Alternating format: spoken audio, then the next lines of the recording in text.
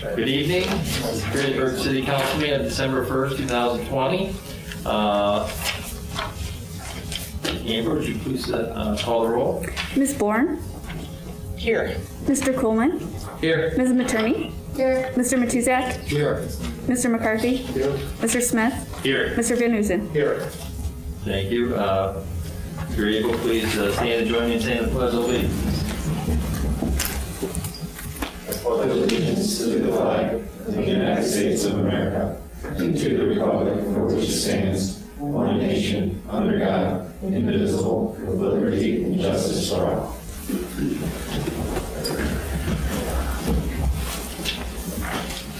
Okay, well, the minutes of council meeting from November 17th. Thank you, Your Honor. I do have the meeting minutes here from November 17th, and hearing no communication on these meeting minutes, I will move to approve the meeting minutes of the City Council meeting held on November 17th, 2020 as written and dispense with their reading. Second. Roll call? Ms. Bourne? Yes. Mr. Coleman? Yes. Ms. Materney? Yes. Mr. Matuzak? Yes. Mr. McCarthy? Yes. Mr. Smith? Yes. Mr. Van Huzen? Yes. Thank you. We have no special reports today. Letters, communication, and citizen concerns. We come up to the podium. Administrative report. Just want to give a shout out to the street. All our departments, of course, worked hard this year, but just recently the street crews have been out plowing snow and getting the streets ready for the storm. And then they have worked very diligently to pick up the leaves. So there's hardly a leaf left in town that hasn't had a chance to be scooped up by the crews. So I want to recognize them for their hard work. I have no other report. The administration has sent to council plan for going forward regarding minutes of committee meetings. We think that's a good resolution. Council members can continue to report out because that's clearly within the council rules and the prerogative of a council member. So I think that will make sure that the minutes are consistent with Ohio Sunshine Law. So we've sent, attorney sent that to you guys last week. Having nothing else, City Administrator? No report? Acting Finance Director? No report. Well done. Director of Law? No report. President of Council? Thank you, Your Honor. I do have a couple of things to report on. Unfortunately, or fortunately for one of our council members here, who is going to be moving on as he won his election here in Fort County Recorder. So again, congratulations, Jim, on the win. Thank you. Did hand over to me here his notice that he will be resigning from council at the end of this year, on December 31st, 2020. So with that, we know that we have a time limit that will be starting at that moment on finding a replacement.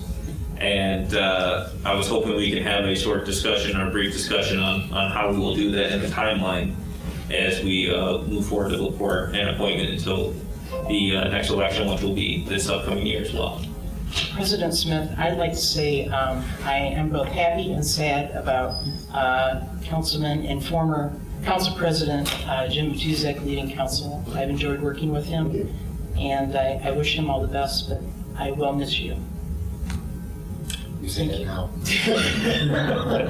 We'll all be going for drinks later, Tim. What are you talking about? So with that, I know we have I believe it's a 45-day timeline that we're going to have a replacement. I believe that clock starts on the 31st once his resignation becomes into effect.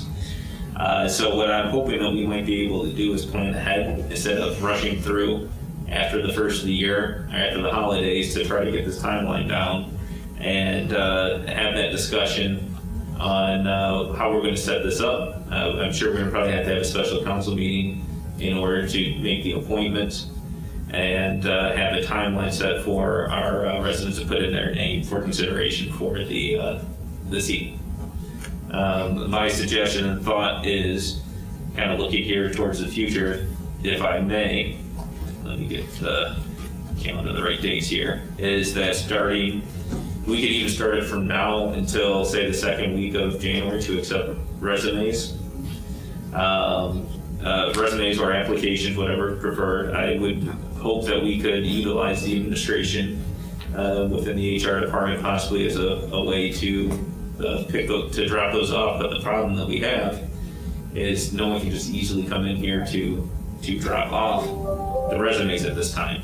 And so I don't know if there's a drop box or a place that we could designate that they could come into and do that. Do that. We can also, we can submit electronically.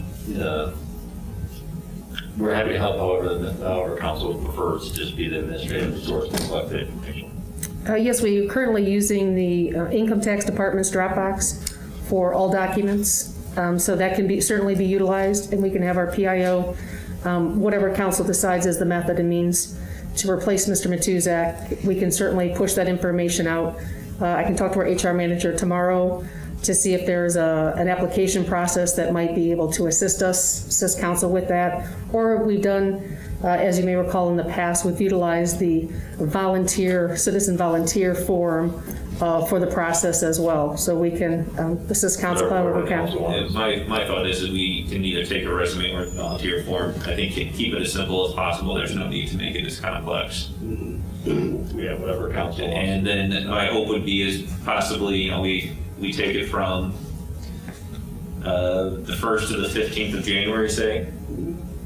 We have the next council meeting on the 19th. We could either do that the same day, which I don't know if anybody, depending on how many we have, that might not be a good idea. Or we could do that on, say, January 20th, and the following day after the council meeting to convene to have the applicants do what we did the last time with a 5-minute talk and introduction of themselves. We convene into an executive session and come back out and go and start to conduct a vote, just to make sure we have the process procedure down. I think the January 20th might be a good idea. I hear one for the 20th. That's a Wednesday? Wednesday, yes. Okay. Does that seem to work for everybody right now? I think that's a good time frame. Yeah. Corey? I see everyone shaking their head with Corey. So let me see. The hope is it'd be only one council meeting out of it. Yeah. Do you want to give it administration so we can get it out to the media tomorrow morning? This is- Yeah, I mean, His resignation? yeah, just so we can scan it, get it around there on other people who are going to That's lie. Unless you want to do it. No, you made the offer. Yeah.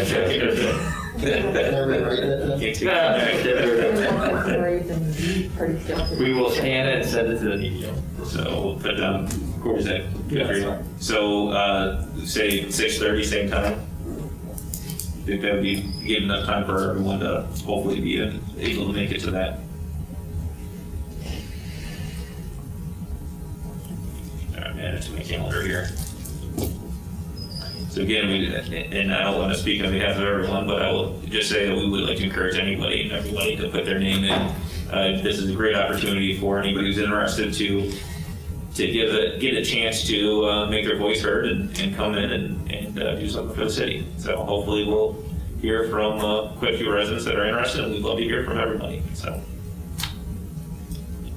with that, the next one I want to get this.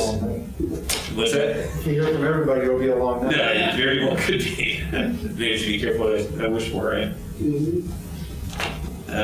Sorry, I just gotta get this on the calendar because I don't want to miss that day. All right, so with that being said, I know the mayor had mentioned earlier as well about some questions on the meeting minutes or committee reports from the committee level.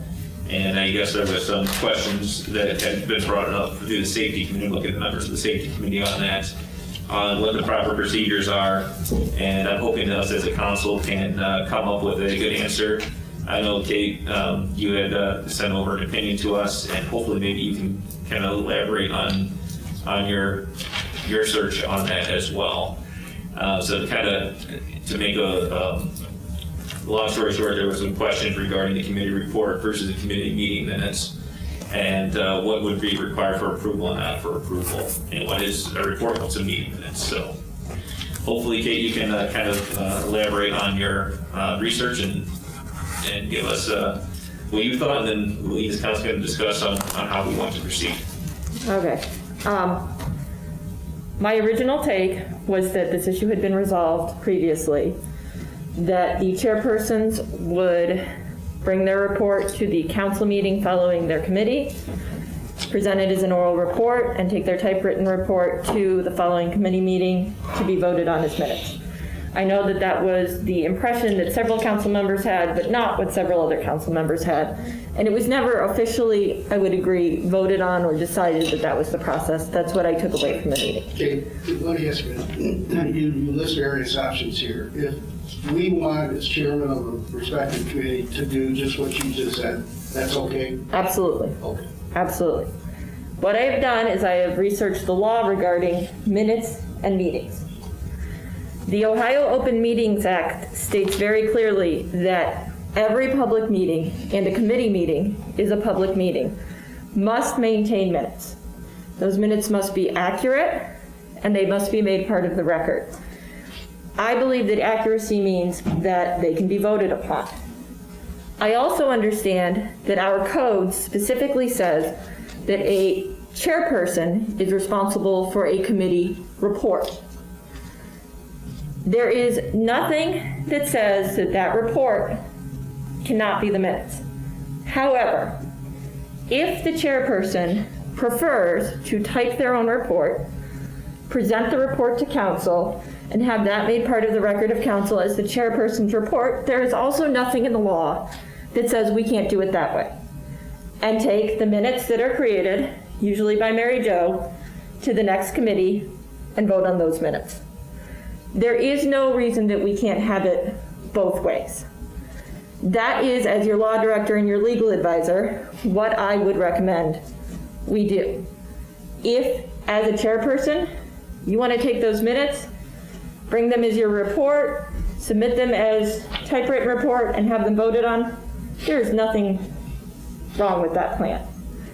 If you prefer to make a chairperson's report that is not voted on by your committee, that is also acceptable. The minutes that were created by Mary Jo will be taken to the committee and voted on as the minutes, and they will be the minutes that are the record. Both are perfectly acceptable resolutions to this conflict. Yes, Mr. Matuzak. Okay. This is the email that you sent out. I have that in front of me. Okay, and I would suggest that a committee report and the minutes from the committee meeting do not have to be one and the same, because Correct. based on the information that you gave us, the committee minutes have a threshold that they have to meet. And you didn't mention this. So I would also offer up that the reports that I've seen since I've been on council rarely meet that threshold to be minutes, okay? It says those minutes are not required to be a verbatim transcript of the proceedings, which we've been told, but they must include enough facts and information to permit the public to understand and appreciate the rationale behind the public body's decisions, which they rarely do. They just state, you know, so-and-so presented this, we talked about this, there was discussion, period. There was nothing in, there's really, I'm not saying there isn't, but there's oftentimes they lack enough facts and information to permit the public to understand the committee, to understand and appreciate the committee's rationale behind its decisions. So if a report is drafted, which is the responsibility of the committee chairman, and it doesn't meet that threshold, then you can't vote on it and make it the minutes, because it doesn't meet the threshold for being minutes under the Ohio Open Meetings Act. I agree with what you're saying. You're taking my suggestion and reversing it. Well, kind of, I'm just saying, you don't have to necessarily take that report and vote on it, and therefore it somehow transforms into minutes. Correct. Because it might not have... I would take the minutes that are created, and if you want to make those a report, it can go in that direction. I agree with what you're saying, that a report would not necessarily go the other direction. Right, so that being the case, if a committee member submits a report, which that committee member chairman is responsible for, and it doesn't meet that threshold, and that committee chairperson doesn't intend for it to meet that threshold, then there's no point on voting on it and converting it to minutes. That just means a separate document has got to be created by the committee to be the minutes. And Correct. It says anywhere in our rules that is the responsibility of the chairperson to draft the minutes of the committee. It says the report. Correct. Separate and distinct from the minutes. Correct. So anything that's been done so far as a report, I think is fine, but as a practical matter, I don't think we've ever really had minutes that meet this threshold. Correct. And the idea is that Mary Jo's minutes will go from one committee meeting where they're Her taken, report, or her minutes. her minutes. Okay, so she's gonna draft minutes. She will draft minutes. Okay. They will go from the meeting she was in, where she took the minutes, to the following committee meeting, where they can be voted on. So if, for instance, you are on that committee and you feel that there's some portion that doesn't meet the threshold, something that needs to be added, the minutes can be voted on to be amended and then voted on to be passed.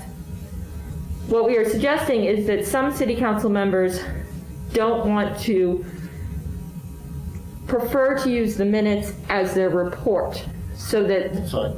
okay, yes. So we're in agreement. Yeah. it's Don't look just- shocked. it's just- There are exceptions, there's a little flexibility there. Right, absolutely.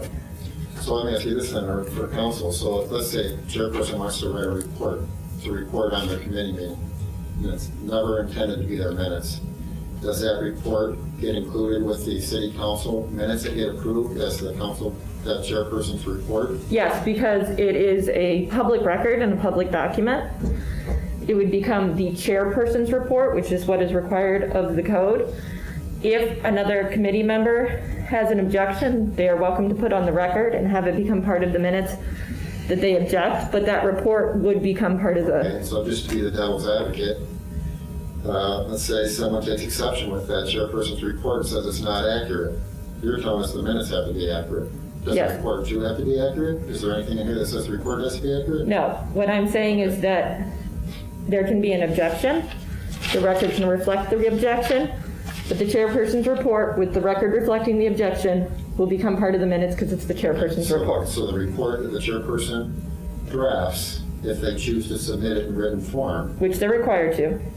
the report is required to be written. It is, Okay, so according to if they the code. submit that, and other committee members or other council members that were present at the committee object that it doesn't include everything that it should be in there, or includes things that weren't necessarily said or taken place, it still is attached to the council minutes as drafted, and then the council minutes will include language relative to the objections of council members. Yes.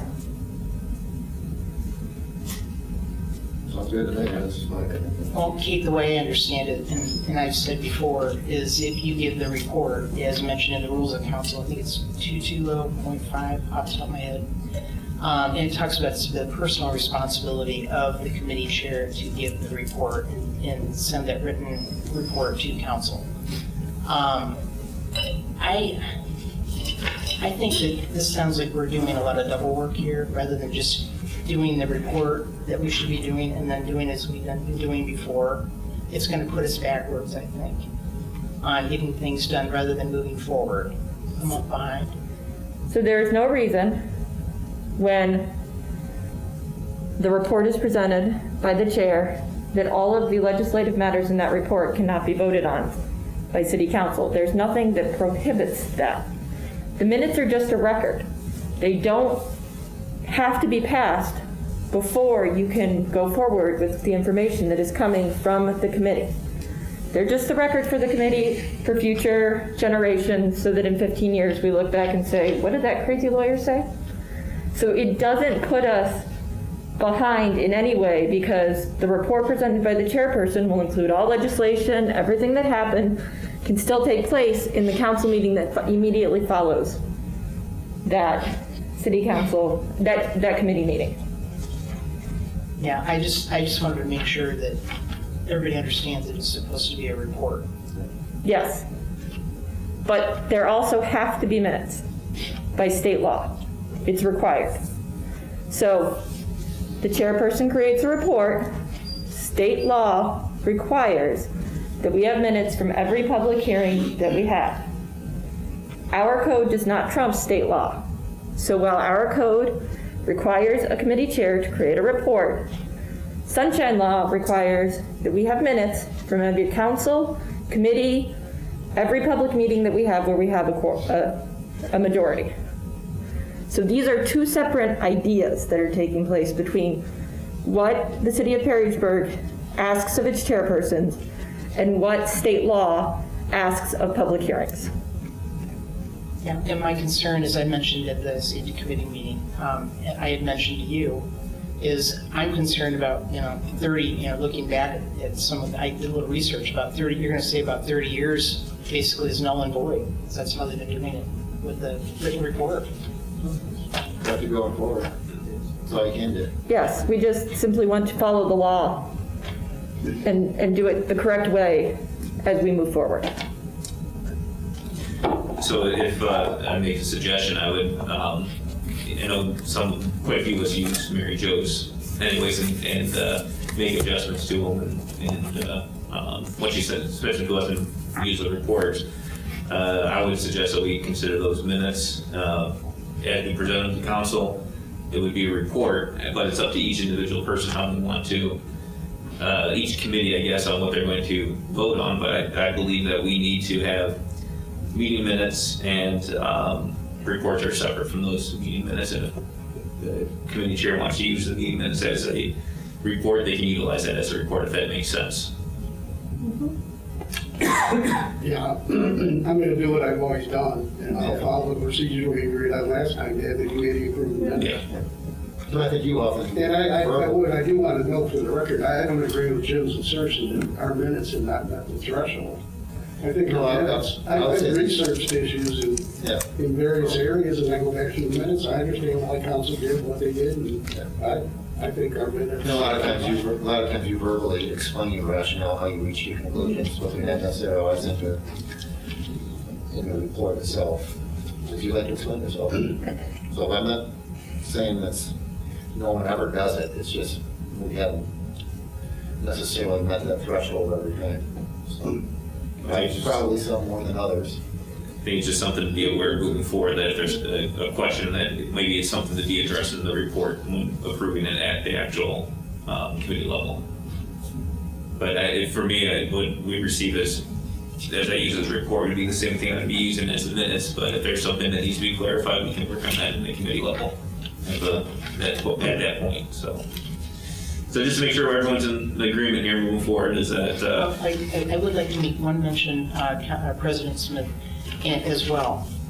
We should also remember that we no one can really change a committee chair or woman's report. They can give the report, you can disagree with it, but you can't change the report. Just wanted to get that out there. So just for clarification, as your legal advisor, there's nothing in the code that actually says you can't do that.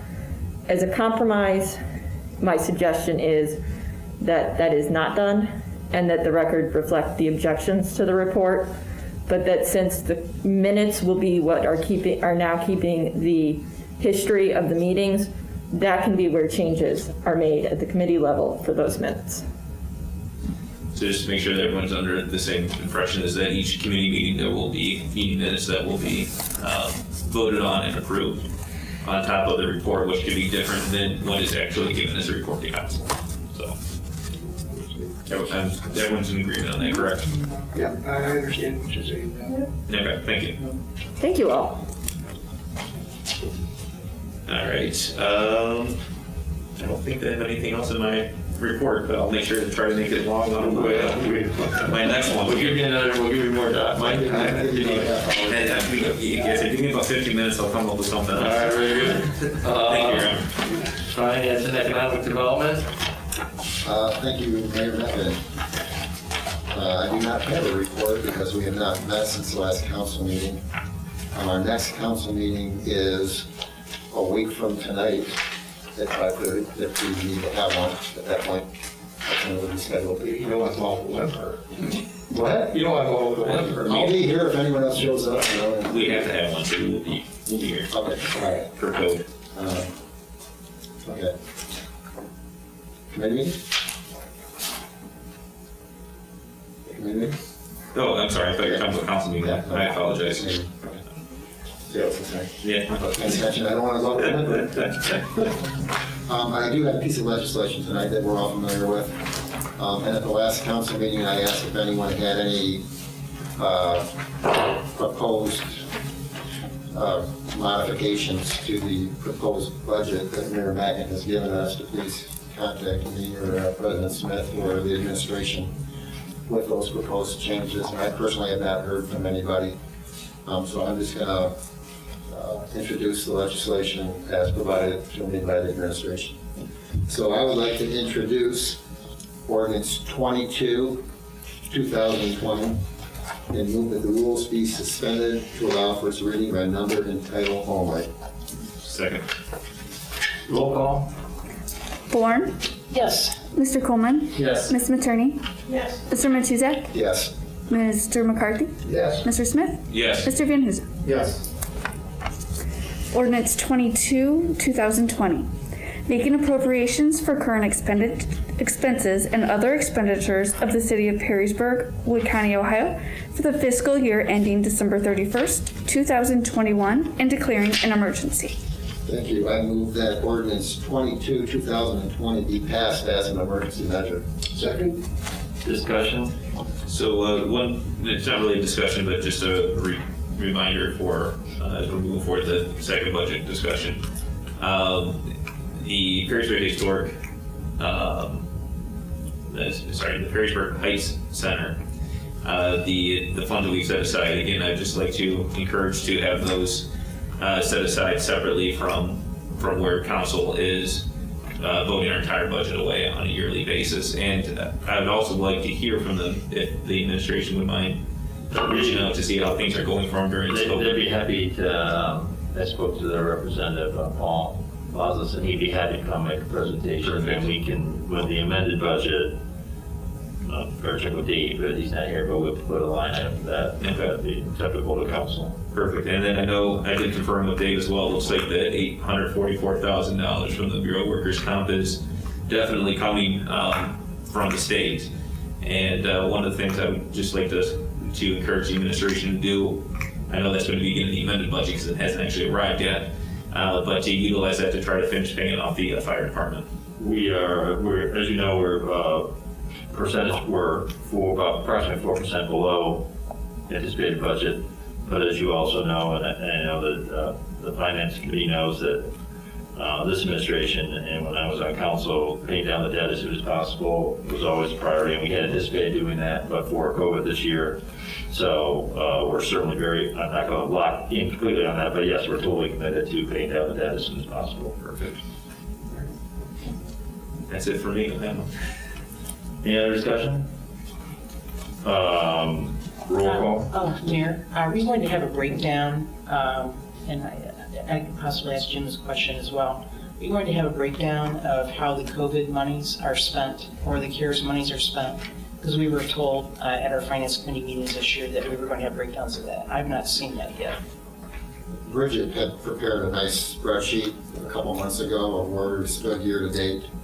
I can send out a new updated copy. Yeah, I just update actually it. just updated it today. Okay. That'll answer your question. Thank you. Okay, roll call. Ms. Bourne, Yes. Mr. Coleman, Yes. Ms. Materney, Yes. Mr. Matuzak, Yes. Mr. McCarthy, Yes. Mr. Smith, Yes. Mr. Van Huzen. Yes. Mayor, that is all I have. Thank you, Chair of Finance Committee, and we appreciate your efforts regarding the budget. All righty. Your next meeting is, you already said that, right? Okay. All right, very good. Service Committee? I have a report. We haven't met. Our next meeting is Thursday, December 10th at 5:30. Okay, thank you. Safety Committee? Thank you, Your Honor. The Safety Committee met on November 24th and was called to order at 6:15 p.m. Committee members present were Deborah Bourne, Jim Matuzak, and Barry Van Huzen. Also present were Bridget Cabot, Kate Sandrado, Police Chief Pat Jones, and Fire Chief Rudy Ruiz. So we had a lengthy conversation regarding committee minutes, which we tabled or did not act upon, and chose to bring that discussion back to city council, which we just had. Purchase of a pneumatic unit. Fire Chief Rudy Ruiz was present to request approval of a contract with PennCare to purchase a pneumatic unit. The cost of the Braun Chief LX Ford F550 4x4 with gas chassis is not to exceed $249,937. This will be replacing a unit with over 120,000 miles.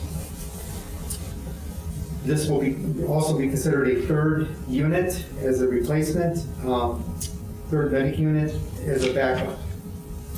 The purchase was approved 3-0. Update on House Bill 669, which was voted upon and approved by the legislature.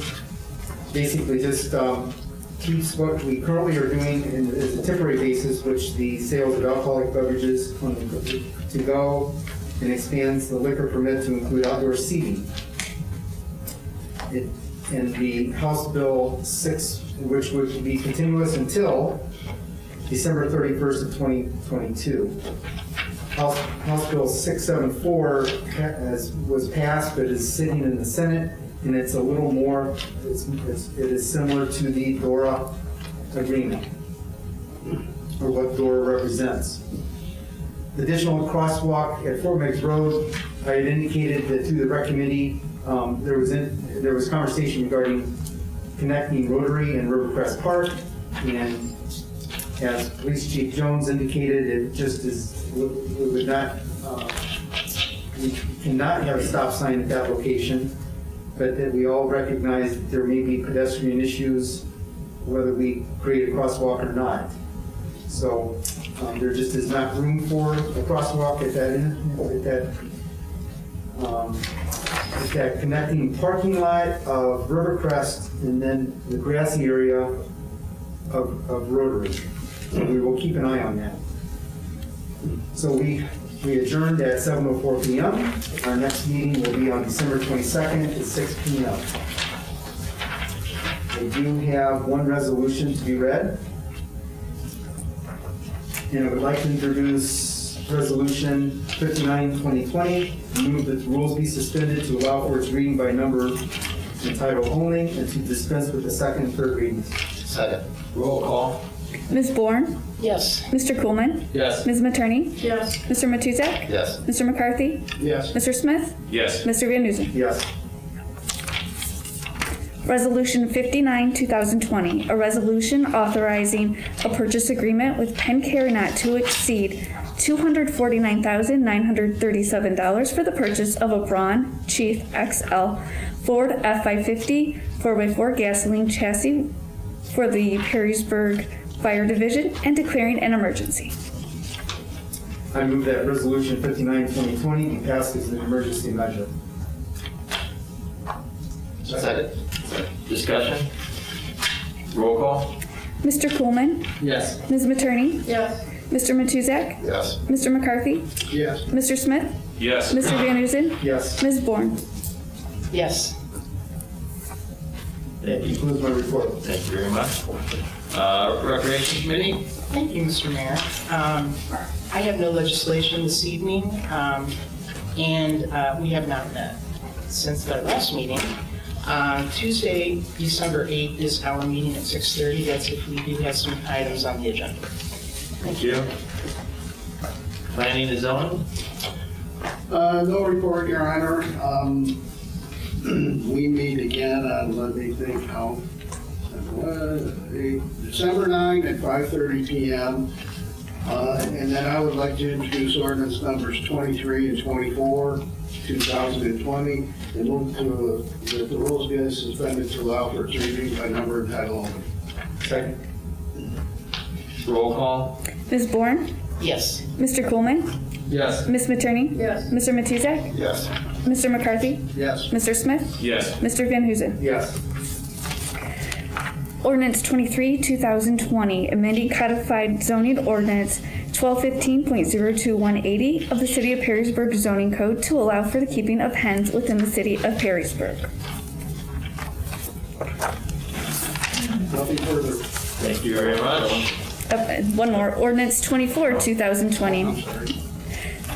Amending codified zoning ordinance 1225.08 of the City of Perrysburg zoning code to allow for the keeping of hens within the City of Perrysburg. Now I have nothing. Okay, we're still okay with that. Okay, these will be moved for passage next meeting. December 9th at 5:30. December 15th. The next council meeting, please. Oh, I'm sorry. Yeah, next council meeting, you're going to move for passage. Yes. Correct. Yeah. Okay. Today, administration has not heard any comments. Those are the reasons we reviewed. Okay. We were allowing, That's so. good to know. Okay. Personnel. All right, we had a meeting on November 24th, 2020. President were myself, Jim Matuzak, Tim McCarthy, the city administrator, and the law director. We had a discussion regarding proposed code of conduct for city council. I actually have legislation on that tonight that I'd like to introduce. The committee reviewed the latest draft of the legislation establishing the code of conduct for city council members. Ms. Andretto stated that the legislation includes language addressing frivolous charges. The committee recommended changes to the proposed legislation, including a section on treatment of the public. Mr. Kuhlman said that he would like to move this on to City Council and do a first reading at the next meeting. Committee unanimously agreed to forward the legislation on to City Council. So I have that topic up. I'll go ahead and I would like to introduce ordinance 25/2020 and move that the rules be suspended to allow for its reading by number and title only. Second? Roll call. Ms. Bourne? Yes. Mr. Coleman? Yes. Ms. Materney? Yes. Mr. Matuzak? Yes. Mr. McCarthy? Yes. Mr. Smith? Yes. Mr. Van Huzen? Yes. Ordinance 25, 2020, an ordinance amending the City Administrative Code, Title 4, Chapter 20, by adding Rule 8 to subsection 220.05, creating a code of conduct for City Council. Okay, we then reviewed proposed repeals and updates for section 266 of the Administrative Code. That's going to be a bulk of our legislation tonight. Ms. Cabot reviewed proposed repeals and updates for section 266 of the code. She said that the language proposed to be changed is either covered by contract or is in the employee handbook or needs to match what is in the handbook or is no longer relevant. There was discussion regarding the probationary period and reduction of compensatory time permitted to be used each year for non-bargaining unit employees. Ms. Cabot explained that in some cases there is only one person doing a particular job, and the more time off the employee takes, the more the city may need to contract with outside firms to cover their absence. The committee unanimously agreed to recommend approval of the proposed changes to section 266. Ms. Cabot distributed the next set of proposed changes to section 266 to the committee for discussion at the next committee meeting. On other business, Mr. Coleman asked that the city engineer's position will be discussed at a future meeting. Ms. Cabot said it will be, and they are in the process of gathering information. There's no further business. That meeting was adjourned at 6:07 p.m. The next meeting is Tuesday, December 22nd, 2020 at 5 p.m. And I have quite a few pieces of legislation to introduce. I've already been asked to separate those out. So I would like to introduce ordinance 26/2020 and move that the rules be suspended to allow for its reading by number and title only and to dispense with the second and third readings. Second? Roll call. Ms. Bourne? Yes. Mr. Coleman? Yes. Ms. Materney? Yes. Mr. Matuzak? Yes. Mr. McCarthy? Yes. Mr. Smith? Yes. Mr. Van Huzen? Yes. Ordinance 26, 2020, repealing codified ordinance 266.02-2 of the City of Perrysburg Personnel Code, previously enacted by ordinance 105, 1991, and passed on November 5th, 1991. I move that ordinance 26/2020 be passed. Second. Discussion. Roll call. Ms. Materney? Yes. Mr. Matuzak? Yes. Mr. McCarthy? Yes. Mr. Smith? Yes. Mr. Van Huzen? Yes. Ms. Bourne? Yes. Mr. Coleman? Yes. I would like to introduce ordinance 27/2020 and move that the rules be suspended to allow for its reading by number and title only and to dispense with the second and third readings. Second. Roll call. Ms. Bourne? Yes. Mr. Coleman, Yes. Ms. Matroni, Yes. Mr. Matuzak, Yes. Mr. McCarthy, Yes. Mr. Smith, Yes. Mr. Van Huzen. Yes. Ordinance 27, 2020, repealing codified ordinance 266.02-3 of the City of Perrysburg Personnel Code previously enacted by ordinance 119, 2015, and passed on December 15th, 2015. And move that ordinance 27, 2020 be passed. Second. Discussion? Roll call? Mr. Matuzak, Yes. Mr. McCarthy, Yes. Mr. Smith, Yes. Mr. Van Huzen, Yes. Ms. Bourne, Yes. Mr. Coolman, Yes. Ms. Matroni. Yes. I'd like to introduce ordinance 28, 2020, and move that the rules be suspended to allow for its reading by number and title only, and to dispense with the second and third readings. Second. Roll call? Ms. Bourne, Yes. Mr. Coolman, Yes. Ms. Matroni, Yes. Mr. Matuzak, Yes. Mr. McCarthy, Yes. Mr. Smith, Yes. Mr. Van Huzen. Yes. Ordinance 28, 2020, amending codified ordinance 266.04-2 of the City of Perrysburg Personnel Code. I move that ordinance 28, 2020 be passed. Second. Discussion? Roll call? Mr. McCarthy, Yes. Mr. Smith, Yes. Mr. Van Huzen, Yes. Ms. Bourne, Yes. Mr. Coleman, Yes. Ms. Matroni, Yes. Mr. Matuzak. Yes. Only 3 more to go. I would like to introduce ordinance 29, 2020, and move that the rules be suspended to allow for its reading by number and title only, and to dispense with the second and third readings. Second. Roll call? Ms. Bourne, Yes. Mr. Coleman, Yes. Ms. Matroni, Yes. Mr. Matuzak, Yes. Mr. McCarthy, Yes. Mr. Smith, Yes. Mr. Van Huzen. Yes. I move that ordinance 29, 2020 be passed. Second. Discussion?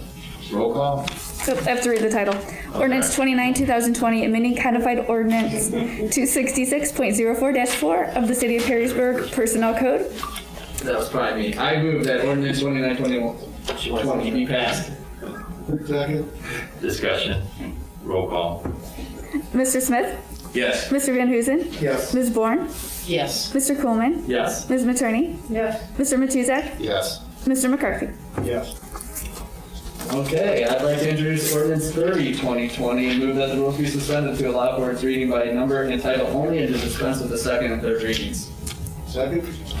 Roll call? Ms. Bourne, Yes. Mr. Coleman, Yes. Ms. Matroni, Yes. Mr. Matuzak, Yes. Mr. McCarthy, Yes. Mr. Smith, Yes. Mr. Van Huzen. Yes. Ordinance 30, 2020, repealing codified ordinance 266.05-1 of the City of Perrysburg Personnel Code previously enacted by ordinance 110, 2003 and passed June 17th, 2003. I move that ordinance 30, 2020 be passed. Second. Discussion? Roll call? Mr. Smith, Yes. Mr. Van Huzen, Yes. Ms. Bourne, Yes. Mr. Coleman, Yes. Ms. Matroni, Yes. Mr. Matuzak, Yes. Mr. McCarthy. Yes. All right. I would like to introduce, last but not least, ordinance 31, 2020, and move that the rules be suspended to allow for its reading by number and title only, and to dispense with the second and third readings. Second. Roll call? Ms. Bourne, Yes. Mr. Coleman, Yes. Ms. Matroni, Yes. Mr. Matuzak, Yes. Mr. McCarthy, Yes. Mr. Smith, Yes. Mr. Van Huzen. Yes. Ordinance 31, 2020, amending codified ordinance 266.05-3 of the City of Perrysburg Personnel Code. I move that ordinance 31, 2020 be passed. Second. Discussion? I have a question. Do they currently now don't allow them in a non-bargaining unit to accumulate? No, we do allow, but we have had up to 160 hours, and we only have one employee who's over the 80 hours that we are changing it to so that it matches our personnel policy. Do you pay people if they don't use it in a year, or how does that work with the adjustment? Do we pay people if they don't use it? Excuse me, Ms. Matroni, I couldn't hear the question. If you, if I'm an exempt employee, I get 80 hours of time in a year, I don't use it, do I just lose it at the end of that year? No, there's a section of the codified ordinance, it's the second to last section or sentence. It gives the ability to cash out 40 hours of accumulated compensatory time 2 times in a calendar year. So they have 2 opportunities in which to cash it out if they believe they cannot use it. And I also know that there's a, how does that align with the federal regulations and guidelines for self-employees? According to our labor attorney, it meets all of those requirements. And then the collective bargaining agreements all have their own section for compensatory time. Yeah, I'm well aware of the difference. Thank you. Any other discussion, roll call? Mr. Van Huzen? Yes. Ms. Bourne? Yes. Mr. Coleman? Yes. Ms. Materney? Yes. Mr. Matuzak? Yes. Mr. McCarthy? Yes. Mr. Smith? Yes. And nothing further. Thank you. Public utilities. Anything else you want to cover? Thank you, Your Honor. I was reaching in here trying to see if I could read a book for you all tonight, but unfortunately I can't find anything that will be entertaining enough. But I do not have a report here today. Our next scheduled meeting is December 10th at 6 p.m. And I'm sure that we'll have some stuff to discuss then, so very good. Thank you, Your Honor. Any other business to come before council? I know that there is something that Mr. Matuzak wanted to, at least a couple items he wanted to bring up here. A couple items. The first one, I'll bring up the one that I think will take the least amount of time to go over first. I don't know if anyone else noticed it, but I would say that if you left your house this weekend, you couldn't have not noticed it. There were signs plastered all over town for Obamacare with phone numbers, and they were nailed to telephone poles, zip tied to speed limit signs, pounded in the ground everywhere. And each corner had about 8 of them because they were one-sided signs, so they put 2 at each corner for 8, and they were everywhere. And I know the city was called about it, but it was a holiday weekend and it didn't happen, so I was curious what was going to happen on Monday morning when I came to work early. Every single one of them was gone. So there was an orchestrated effort by somebody to go out Friday after the city crews go home, plaster these signs everywhere, and then get them down before Monday. And I don't know if there's something we can do to prevent that from happening. I mean, they were everywhere. And secondly, I would like to ask our law director, what if someone like myself just decided they were going to go out and take them all down? Is there any exposure to me or anyone else from doing that? Technically, that's theft Theft of what? of the sign. Can you come? Yeah, sorry. Technically, that's theft of the sign. I would not recommend that as a citizen. If they are on government property where they do not belong, we as the government have the right, collectively, to remove those signs. If you're asking me if you as city council member can remove them, I would ask that you allow service to do that simply because that's the division that removes signs generally. And I would not want you as a citizen to have, as a council person or a citizen, to have to take on any argument if somebody was objecting to your. But given the fact that they wait until Friday after the service crews are going home for the weekend, and they get them up under the cover of darkness and get them down under the cover of darkness, and accomplish exactly what they want to accomplish by using not just city but state signs, they succeed at what they're doing. What can we do to keep that from happening? I don't have a brilliant answer for you right this moment. Here's a question, but couldn't, you know who it is, you have a phone number, can you not? Call that number. The person that answers the phone says they're just an answering service, they have no idea who does that. Okay. I didn't expect to get an answer. I was saying, because you could easily charge overtime to the individuals to have them. Somebody's responsible for it. Somebody knows what they're doing. It was very well orchestrated. I do know for signs on the right-of-way for ODOT, it carries fines. They're rarely enforced. Well, they were all over 25. They're all over Yeah, the they're first rarely diamond. enforced, but there are fines attached. So I think it would be worth our time to find out who did it. I still have one of those signs. There was one place on my property next to it. I was gonna ask about that, like, if your property on 20, and it's on your yard, why can't you take it You down? can take that, absolutely. That's his, but that's his private property. You can take. We will talk about it. Because something's got to be done Yeah. to let them know that was the first and the last time to do that. and anyone else that does it, you know, because we could do that with campaign signs, and that would get way out of control. I did it once, and mine ended up in the garbage. I guess that was theft, too. No, on government property, we're allowed to take it off. Okay. I wish this worked. You also had to give them back to me, but you didn't. You threw them away. As I recall, there was, Now that you read the right rules, what you have to do with them. You didn't Yeah, do what you're we supposed to do. we will talk about it, definitely. Okay, so I just think we should do something to deter that from happening again in the future. as I recall, Jim, I think it was a 248 area code. And I'm guessing that's out of someplace in Detroit. Yeah, Because I remember seeing them too, wondering why they were out. I'll have to look at my souvenir and see what it says. Their incurring liability, it's very illegal from a regulatory side. I mean, they had zip ties that were 3 feet round to get them on some of these corner posts. I mean, they came prepared. Okay, we'll work on that. So that's my first one. If someone could do something about that, that would be great. My second one, I don't expect any answers tonight on this. I just wanted to kind of get the ball rolling. I think, Tim, you're aware of the issue. Jan, I know you're aware of it, and Jonathan, you're aware of it. But we got the Planning Commission in the July 30th, 2020 report minutes, whatever we want to call them. On page 7, on page 8 and page 9, they had a site plan amendment for Barney's Inc. on Dixie Highway, also known as BP, and what's soon to be a Starbucks, and the curb cut on Echo Junction Road. And I talked to another property owner in the area. I think everyone that knows anything about it knows what I'm talking about. That has an issue with it.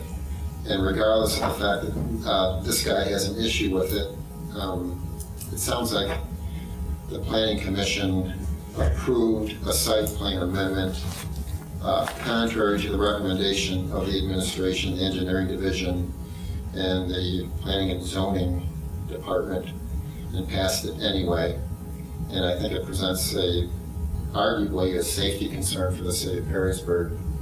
And so since the planning, I don't know what the answer to this is, but since the Planning Commission passed something, is there a remedy that either the city or city council, the administration or city council can do to perhaps amend the decision to further restrict the turning in and out of the new curb cut that's been proposed?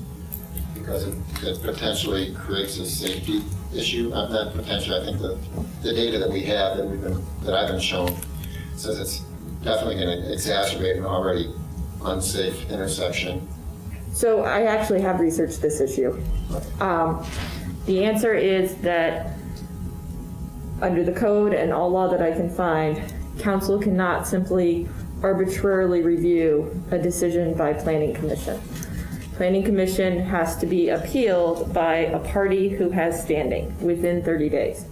So if, say, this had been denied, then the party who was seeking the plan could have appealed to City Council regarding that issue. The neighboring property, if they could establish that they had standing in some way, and simply being a neighboring property does not by itself establish standing, but then under Ohio law, but the neighboring property, if they could establish standing, could have also appealed within 30 days. Now that we are beyond that 30-day appeal window, we can't unring that bell. That doesn't mean that the administration isn't aware of the concerns and evaluating options for, it's Echo Junction Road, right? Echo Junction Road regarding how we will maintain citizen safety once these curb cuts are put in across from each other. And we are evaluating those options. So not across from each other. Set off. Yeah, set off. Which is the issue. Set off from each other. So we are evaluating ways for us to keep the citizens safe in a manner that doesn't go back and unring a bell we can't unring. So the rules that say that we can't do what you just said we can't do, are those rules that were passed by City Council? Yes. So City Council can change the rules, correct? But it's not retroactive. So if you change the rules, that's fine going forward for other incidents. changing of rules of city council do not retroactively affect things that have happened in the past. But it's worth noting that if you don't want to get in this situation again, perhaps something could be changed in the rules so that we don't find ourselves in a situation where a planning commission or any commission, which doesn't always include people with expertise in the area that they're looking at, make a decision to do something that puts the administration, the city, the mayor, who runs the city, in a situation where there's potentially created a safety hazard and liability. That something should happen. I am more than willing to sit down with any council member who There was wants to look also at that. part of that was, and I'm not, I just know that when that was put in place, Tim and I were both on council, that there was a lot of politicization of decisions. And so part of the goal of that was to make, give the planning commission some authority to be insulated from politicalness of decisions. And so the decision is made based on recommendations. And that committee then had some autonomy so that they wouldn't always have to be looked at. I'm not saying that that's something that should be reconsidered, or have to be reconsidered, but that's certainly the factor. And the property owner which you speak has been in constant contact with the administration about his concerns, and so we are aware of his concerns and his legitimate, his concerns. We're working with them, I guess. I'm just to be clear, I'm not as concerned about his concerns. Right. It's the policy. The actual safety. Right. I mean, I live down Head Street, so I go through that all the time, and it just gets bottlenecked when somebody wants to take a left turn when there's a queue of cars, and they can't, so they wait. And it gets backed up, and this is just going to further. Well, it also, there's some concerns about what he's asking too, I guess I would. Yeah, I'm not sure what he's asking for, but yeah. if there's a safety issue and the city's aware of it, then it seems like we should do something about it. Currently, we are aware of the current safety issue with the BP station prior to renovations, with the curb cuts that was on Nickel Junction that was closest to the intersection. There were issues there. We are anticipating that we could have additional issues, even though that curb cut's getting closed off. A new one's going to be added, slightly offset from the drive coming out of River Place. We're monitoring the situation. We'll be watching it carefully, coming up with options that are tools in our toolbox to mitigate any safety concerns that we see. And we'll see those through, unfortunately, crash reports, most likely. But that entity that is doing that building, they actually have a certified traffic impact study that indicates that there will not be a problem. And I think that is something that the Planning Commission looked at and took into consideration when they made their decision. How old was the study? Recent. Yeah, very And at when did, I'm familiar with traffic studies, and a lot of this, I'd be curious as to what time periods those studies. I can certainly forward that study to you. I have a copy of it. Because traffic studies can be easily manipulated. And again, I think that is one of the items that the Plan Commission weighed. Administration did put their reasoning and concerns in the report that they give to Plan Commission, and Plan Commission chose not to take the administration's position on that. Which is a shame, because they're not going to pay for the liability issues involved if there's a lawsuit against the city, which all of this could have been easily cured with the right in, right out. Which I think is what the city advised. Yes, that was our recommendation. That's a perfect way. So at some point, I mean, I understand Mr. Mackin's explanation as why the rules are the way they are, because they were well intended. We can review it. They would prevent it from getting political, but if somebody, I don't want to say negligent, but they just make a bad decision and it exposes the city, there's got to be some way that the city can remedy that and limit that exposure, if not get rid of it. Otherwise, we've got a real issue here. So. Yes, our prior law director looked at the issue with myself, planning and zoning administrator, the police chief, and Ms. Sandretto confirmed what Ms. Alkire had researched as well. So, this definitely could be an issue, but we are we've been discussing ways in which we could take action if and when we see that concern has actually materialized. I think it will be an issue. I So, don't think Bridget, if I can just ask a question, because when I heard about this, it made me think of West South Boundary in front of Mr. Freeze. And that process involved ODOT, and it involved the service committee, and ODOT's been involved all the way up and down, you know, Costco, they were heavily involved at that very same intersection. So how is this different? So this is different because they're not making any modifications on State Route 25. So they've not made any request to modify the access that they currently have on State Route 25. But are they? All access is strictly on city streets. Are they gonna be redoing the driveway on State Route 25? No, They're not gonna fix it, they're not gonna repair it? I don't they're not touching believe that they are, according to the site plan that I've seen. Because if they even repair it, or upgrade it, or fix it, or tear it out, they need a permit. And that would be something they would have to deal directly with ODOT with, that would not be part of our process. The other intersection improvements that you mentioned, Councilman Van Hoosen, those actually had ODOT funding. So when you have an ODOT, if you have a project that has ODOT funding, they actually have to review the plans and approve the plans. So in this instance, there was no plans for them to review or approve. It was a private project, appears to be wholly on their private property, without making any modification to their access on State Route 25. So, and I understand the political, when influences can come into play. Tim and Tom, when the decision was made to make the Plan Commission in charge of these decisions, I mean, who are they responsible to? Because this, to me, it's all about safety, right? I mean, that's how we, and I'm just curious as to who are they responsible for? To? Well, I mean, ultimately, they're appointed by the mayor or approved by council. I suppose in time, you could remove them. Now, Kate alluded to an appeal process. I can't recall, but is there an appeal process for the planning commission site plan review decision? Can you come up to council? No, it's a legitimate appeal to court? Yeah. Okay. Council first. Oh, okay, that's right. Council sits as the first level of appeal. It's like when something happens with HLC. Council sits as the first jurisdiction for appeal, but you have to be either the party who requested the plan or a party who has standing for the appeal, and it has to be within 30 days. Right. So yes, there is an appeal. The neighboring property that would suffer damage arguably would have standing, and he so, again, hindsight's 20/20. In any situation like this, the property owner who would be aggrieved had a right to appeal to council and chose not to do that. Absolutely. But the city did not have any recourse. If the administration, the city engineer feels as though it's unsafe, this decision is taken out of their hands, right? Is that?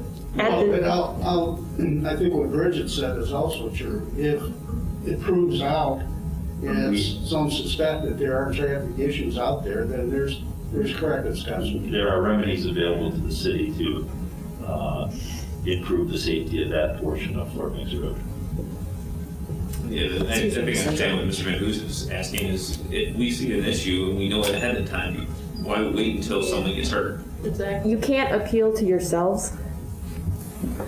Well, there's also. So. And I understand, but it's an appointed body that maybe there needs to be some addition. If there's a legitimate concern, is there some other recourse that it could be had instead of waiting until someone's actually hurt?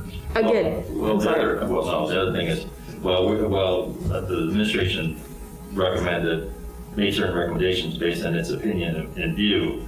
Yeah, traffic studies can be interpreted. There is a legitimate argument that there isn't one. So the inference that it's inherently dangerous, while I get the point, is not necessarily supported by traffic study and other documentation. So again, planning commission made a reasonable judgment, not. And I'm not trying to second guess the planning commission because I don't have all the details in front of myself on it. However, I think that this is a good conversation that we should be having. What happens if the majority of council, and I know that there's some up here who think that this is something that maybe should be looked at a little more closely, and it wasn't like it was a unanimous vote by the planning commission either. Not to mention a couple were missing on there. It would be helpful to have some sort of remedy that the city can say, you know, it wasn't unanimous. Maybe it's something that should be looked at a little more closely before we give the. And you look at the expertise of those that voted for and against it. Beatty was for it, he's an engineer, I believe. Right. Pickerel, He's an architect. he's an architect. Stout, he's HR management and the healthcare administration. Mitchell said no. I don't know what Mitchell does for. Yeah, she's with Team McConnell. She's team up, which says she should know. She said no. Wellstein, I know who he is, but what does he really do? Real estate. Real estate. Yeah, real estate, yeah. So it sounds like we have qualified people on the. We have pretty good planning. Yeah, I mean, it was in the letter. You know, we get good people. But you gotta ask yourself, you know, people that should know say no, and the administration says no, and, you know, Easterling says no, and then they go and do the opposite thing. You wonder if maybe it was political, you know?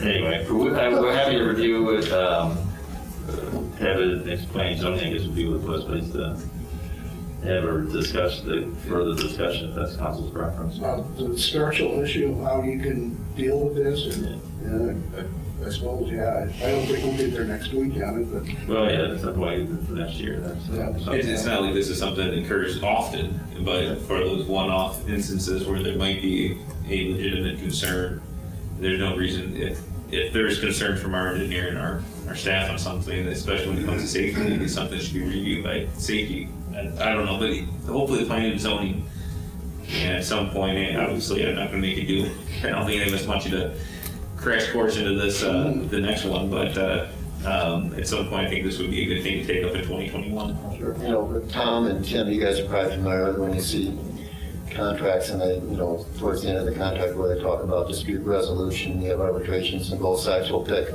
an appraiser and you'll get 3 appraisers and you'll do this. You could structure something like that in this so that an outside objective, unbiased third party will be hired between the commission and the administration to render an opinion on it. So both sides are kind of equally getting an objective opinion. And Essentially, what's kind of happening informally now. Yeah. There's much discussion about a variety of issues there. Okay. Between all All right, then I'll just stop where I'm at. I appreciate it. But no, that's good. Anything else? I'll make a motion to adjourn. Second. Hearing no objection. We're adjourned.